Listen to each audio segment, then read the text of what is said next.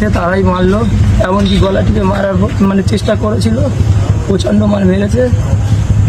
Plus আমাকে একটা মিথ্যা দোষারোপও দিল, এমনকি থানায় তুলেছিল। কিন্তু ওরা আমাকে ছেড়ে বলছে যে তুমি চলে যাও, তোমার বাড়ির লোককে ফোন করো, যদি কমপ্লেন জানানোর হয় রিপোর্ট করে কমপ্লেন জানালে, এতটুকুই বললো। ওখানে আমাকে পাওয়ার উদ্দেশ্য হচ্ছে আমাদের একটা ছেলেকে আটকে রাখলে সেটা খবর পাই। পাওয়ার পরে আমি চাষ দোকানে গিয়েছিলাম, দূর থেকেই দেখছিলাম। দেখতে যাওয়ায় আমাকে ধরে ভীষণ মারধর করে, বলছে যে মোস্তানি করতে গেছে। কিন্তু যদি মোস্তানি হ্যাঁ, ইনি হলেন একজন সাধারণ আইএসএফ কর্মী। তিনি দিনমজুরি করেন, কোন রকমের রাজমিস্ত্রি কাজ করেন, কাজ করে সংসার চালায়। একটা রাজনীতি করতে হবে, নওশাদকে ভালোবাসে, যার কারণে আইএসএফ পার্টি করছে। কিন্তু দুঃখের বিষয় এটা যে ভাঙড় উত্তপ্ত করছে কিন্তু শাসক দলের লোক। যেরকম এই খরুল ইসলাম, তিনি এই ছেলেটাকে আরেকটা ছেলেকে তুলে নিয়ে গেছিলেন। তিনি একটা বাজার, পাকা বলবেন একটা বাজার ছিল, ওই বাজারে একটা চার দোকানে চা খাচ্ছিলেন। সেখান থেকে খরুল ইসলামের লোকজন এসেছিলেন, এসে তাকে আলফাজ বলেছে ছেলেটা, তাকে তুলে নিয়ে গেছিলেন। তুলে নিয়ে তাকে বললেন যে ফেসবুকে এটা ওটা কমেন্ট করেছিস কারণ মানে সওগাতের বিরুদ্ধে, এমন করে তাকে চড়চাপটা মারে, এটা প্রমাণ। এমনকি তাকে ওই আলফাজ বলে ছেলেটাকে আইএসএফ পার্টি করার জন্য তাকে 200 বার উঠবোস করায় এই খয়রুল ইসলাম। উঠবোস করিয়ে তাকে এরকম হুমকি দেন যে আর যেন তোকে পার্টি না করতে দেখি, বিশেষ করে আইএসএফ পার্টি আর করবি না। তাকে হুমকি দিলেন, দিয়ে তাকে ছেড়ে দেওয়া হয়। আর একটা ছেলে খবর পেয়ে তাকে ছাড়ানোর জন্য যাচ্ছিলেন। খয়রুল ইসলাম কি করলেন, সেই ছেলেটাকে তখন ছেড়ে দিয়ে তারা দুজনে ওই ছেলেটাকে নিয়ে বাড়ি ফিরছিলেন। যে যার বাড়ি চলে যাচ্ছিলেন। রাত 9টা, 8:30টার পরেই, 8:30 9টা নাগাদ হবে। ওই ফারুক বলে যে ছেলেটা, ওই ছেলেটা তার বাড়ি ফিরে আসছিলেন। আসার পরে খয়রুল ইসলামের লোকজন সেই ছেলেটাকে অ্যাটাক করে তাকে খুব মারধর করে, পিছন দিয়ে লাঠি, কিল, ঘুষি বা যা কিছু পেয়েছে, মাছ যেটা পেয়েছে সেটা দিয়ে সারা শরীরে আঘাত করেছে। পা থেকে মানে এই দেহটাকে পা পর্যন্ত একদম আঘাত করলেন। মারলেও কিন্তু কোনো প্রমাণ রাখলো না, এমন ভাবে মেরেছে, টর্চার করলেন, কোনো প্রমাণ নেই। তা আমার বিষয় হচ্ছে কি এটাই, যদি কোনো ব্যক্তি, একটা সাধারণ কর্মী যদি কোনো কিছু ভুল করে থাকে পোস্টের মাধ্যমে, কোনো কিছু মাধ্যমে, সেটা তো আইনত ব্যবস্থা আছে, সেই আইনত ব্যবস্থা নেব, আইনের মধ্যে একটা ব্যবস্থা নেব। কিন্তু কথা হচ্ছে যে খয়রুল ইসলাম যে উনি কি বোঝাতে চাইছেন, যে মানে গরিব যারা, তিনি শুনেছি খুব মাস্তান। আচ্ছা, আমি শুনেছি যারা মাস্তান হয় তারা তো ওইরকম মানে গরিব যারা টোটো চালায়, অটো চালায় বা রাজমিস্ত্রি করায়, এরকম লেবারির বিভিন্ন রকমের আইএসএফ ছেলেরা কাজ করে। যারা আইএসএফ কর্মী করে, আমাদের সাধারণত ভাঙড়ে প্রায় সব কেউ রাজমিস্ত্রি করে, কি লেবারি করে, কেউ টোটো চালায়, কেউ অটো চালায়, এরকম ভাবে তারা একটা কর্ম করে। তা সত্যিকারে খয়রুল যদি একটা মুস্তান হয়, তাহলে ওর লড়াই তো এই গরিব ছেলে মেয়েদেরকে মারা নয়, তাদেরকে বরং বোঝানো। তাহলে খয়রুল ইসলামের কাজ কি হবে যদি মুস্তান হয়? তাহলে যেমন সওগাত আছে, ওরকম বড় প্রভাবশালী নেতাদের সঙ্গে তার লড়াই হবে, তাদের সঙ্গে লড়াই হবে। কিরকম? যেমন আরাবুল ইসলাম সাহেব আছে, এনাদের এরকম প্রভাবশালী লোকদের, নেতাদের বা এরকম মুস্তানের সঙ্গে টক্কর হবে। যেমন সৌমেন্দ্র অধিকারী, দিলীপ ঘোষ, এদের সঙ্গে লড়াই করুক না যদি ওর কোনো পাওয়ার থাকে খয়রুল ইসলামে।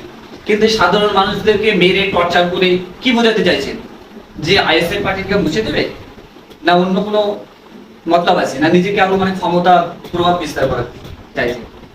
তা কথা হচ্ছে, যদি সত্যি যদি মুস্তান বা মাস্তান হতে চায়, তাহলে একটা ব্যক্তি একা পেয়ে তাকে মানসিক শারীরিক ভাবে টর্চার কেন করবে?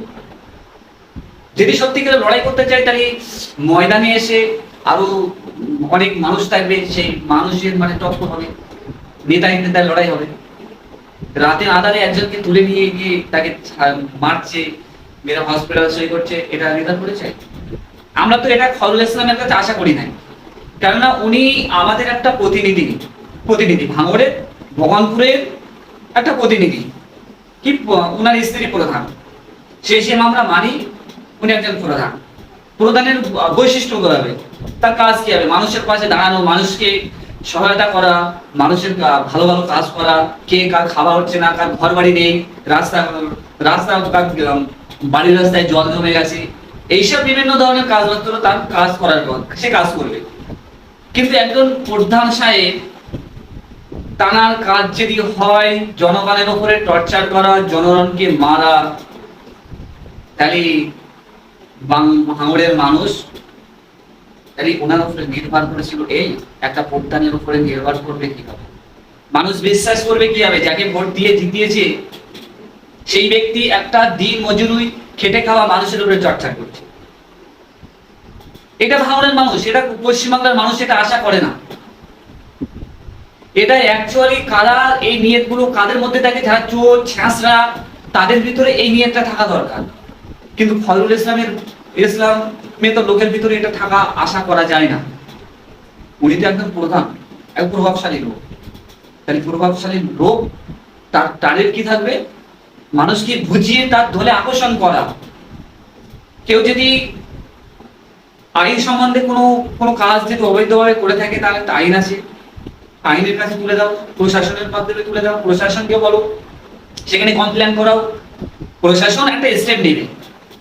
আমরা জানি আমাদের ভাঙড়ে 10টি থানা মমতা ব্যানার্জি উনি দিয়েছেন। তাহলে 10টা থানা আছে, তারা কি হাত মুঠি বসে থাকার জন্য? তারা তো আমাদের জন্য এসছে, আমাদের সেফটি দেবে, যে আমাদের সুরক্ষা দেওয়ার জন্য এসছে। তাহলে একজন প্রধান তিনি হাতে আইন তুলে নেবেন, আর এই পশ্চিমবাংলার মানুষ, ভাঙড়ের মানুষ তারা ছেড়ে দেবে? এটা নিকৃষ্টতম মানুষ না হলে, ছোট লোকের মতো মানুষ না হলে এই কাজটা করতে পারে না। আমরা জানি যাদের মুখপানে, যাদের কাছে তাকিয়ে আছি, জনগণ তাকিয়ে আছে যে বাংলায় কিছু উন্নয়ন হবে, তাদের হাত ধরে সমাজ ব্যবস্থা পরিবর্তন হবে।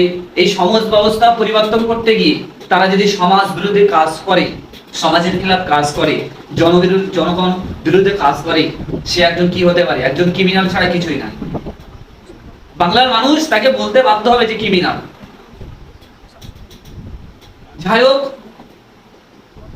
যে খয়রুল ইসলাম 5 বছরের জন্য প্রতিনিধি হতে এসেছিলেন, এই তো 3 বছর কেটে গেছে, আর 2 বছর ক্ষমতায় আছে প্রধান হিসেবে। কিন্তু বাকি আর তারপরে যখন প্রধান যদি না হয়, মানুষ যদি তাকে ভোটে যদি না জিতায়, তাহলে উনি কি করবে?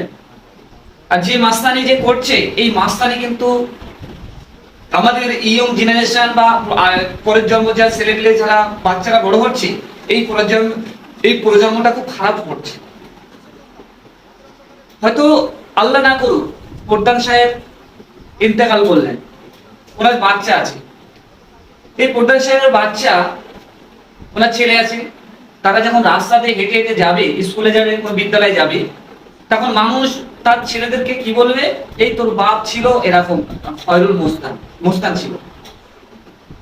মানুষ তাদেরকে খারাপ বলবে, তাই না? এই খারাপটা কার? তার ছেলে মেয়ের উপর ভোগ করতে হবে। তা আমরা চাই যে একটা প্রধান সাহেব তিনি এরকম ধরনের কাজ করতে পারেন। যদি তিনি অবিকলী একজন প্রভাবশালী হয়, তাহলে প্রভাবশালীদের সঙ্গে লড়াই করুন। এই গরিব মূর্খ শ্রমিক পরিযায়ী মানুষের সঙ্গে লড়াই না, তারা সওগাত সাহেবের মতো লোকেদের সঙ্গে লড়াই করুন। তাহলে তো পশ্চিমবাংলা বা আমাদের ভাঙড়ের মানুষ বলবে তো যে না, উনি এত প্রভাবশালীদের সঙ্গে লড়াই হচ্ছে। যে ওনার এই প্রজন্মটা খারাপ করে যাচ্ছে। যদি ওনার ছেলে পিলে, ওনার স্ত্রী, তাদের উপর প্রভাব পড়বে। একটা শুনতে বুঝে পরের জন্য শুনতে বুঝে, তার পরিবার আছে, তারা শুনতে বুঝতে খারাপ করে। যে ওনার আব্বা এরকম গরিব মানুষদেরকে, তারা মজদুরি কাজ করতো, তাদেরকে এরকম বিনা অন্যায়টি তাদেরকে টর্চার করতো, তাদেরকে মারতো। যাই হোক, আমার আশা এটাই যে উনি সত্যিকারের প্রভাবশালী খয়রুল ইসলাম মোস্তান হয়, তাহলে সেরকম মোস্তানের সঙ্গে লড়াই করুন, জনগণের সঙ্গে না, সাধারণ মানুষের সঙ্গে না। যারা গরিব মানুষ, অটো রিক্সা চালাচ্ছে এটাই। আসলে না, এখানে ভাঙড়ে এটাই তো, যে এখানে আইএসএফ নওশাদ সিদ্দিক ভাইজান যেটা বললো যে এখানে মানুষের শিক্ষাকেও করতে হবে, মানুষের খাতা পেন ধরাতে হবে, এটাই মনে হচ্ছে শাসক দল ভয় পেয়ে গেছে। আর যেটুকুনি খবর জানি আইএসএফ এর ছেলেরা প্রত্যেকটা পদক্ষেপ নওশাদ সিদ্দিককে অনুসরণ করে, তার কথাবার্তাকে অনুসরণ করে প্রত্যেকটা কাজ করে। এই জন্য হয়তো শাসক দল চাইছে না যে এখানে আইএসএফ বলে কোনো পার্টি থাকুক। কেননা এই আইএসএফ পার্টিটা করে একজন সাধারণ মানুষ, ওই গরিব মানুষরা করে, তাদেরকে মেরে ধরে চমকে দিলে তাহলে আইএসএফ পার্টিটা কেউ করবে না। কিন্তু না, এটা ভুল। আইএসএফ পার্টি যত মারবে, ধমকাবে, চমকাবে, তাদের মানুষের মধ্যে একটা আবেগ তত বেশি সৃষ্টি হবে। আর সত্যি করে যদি মাস্তানি করে মানুষকে মেরে ধরে যদি কোনো রাজনীতি করা যেত, তাহলে কংগ্রেসের জমানায় তারা সব থেকে বড় শক্তিশালী হতেন, সিপিএমরাও হতেন।